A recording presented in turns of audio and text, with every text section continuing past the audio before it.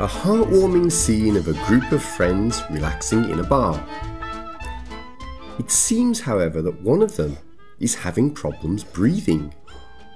Kenjiro Sato had just received some disturbing news. At last, recovering from his shock, Kenjiro burst out, 5 million yen? Why should I give you 5 million yen? She said nothing, but with a sweet smile and a little kiss, Aya passed over the photos that Makoto had taken. Kenjiro's jaw dropped. There he was in full colour buying dresses for a smiling Aya, again laughing with her in an expensive restaurant, and worst and most incriminating of all, walking into a hotel with a beautiful young woman. He let out a low groan. If his wife saw these...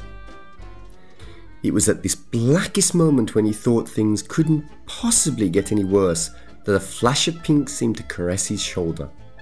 He looked up and his heart stopped. It was her, the stalker. His mind a horrified blank, he could only gape as she said, "Mr. Kenjiro Sato, my name is Inspector Kato of the Railway Police, and I'm here to arrest Makoto Aoki and Mayu Kinoshita for theft and conspiracy to commit blackmail." At this, the two young miscreants leapt from their chairs and made for the door, straight into the arms of the waiting police. In the silence that followed, Inspector Kato moved to sit next to a drained-looking Kenjiro. Eventually, he found his voice. "What's all this?" he asked. So she explained it all to him. How the police had been trying to identify a couple who were pickpocketing and sometimes blackmailing middle-aged men they had targeted on the trains. How she had tried to interview Kenjiro, who kept disappearing whenever she appeared. How she thought he might be in danger of being blackmailed, and then she said she had to apologize. "Why?" he said. "Because you attacked me on the train?" "Of course not. You deserve that for being a lecher," she replied, a little angrily. Then she told him how she'd arranged to set up a little trap for the two criminals with the help of his secretary. Inspector Kato had given her a tracking device to put in his jacket pocket and got a warning call from the secretary when Kenjiro had left the office. So, the police had been able to monitor Kenjiro and Mayu's movements and collect the evidence they needed for a conviction. The deception was unfortunate but necessary to catch them in the act. "But why didn't you just ask?" said Kenjiro. "Well, you kept running away," replied Kato.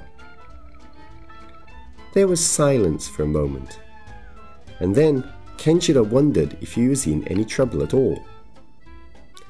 "Not with me," said the inspector, "but I do have to apologize for one more thing. We were worried the pair would get a hold of your bank account, and as we couldn't get a hold of you, we had to contact your wife, who naturally was concerned about you and insisted on coming along. Ah, here she is now." Kenjiro froze in horror, realizing too late the photos were still on the table for his wife to see. Inspector Kato chose that moment to make her exit. She actually disliked violence and didn't want to see anything that would spoil a great day. She walked out in a happy frame of mind, pausing only to bestow one of her infamous smiles on the two prisoners.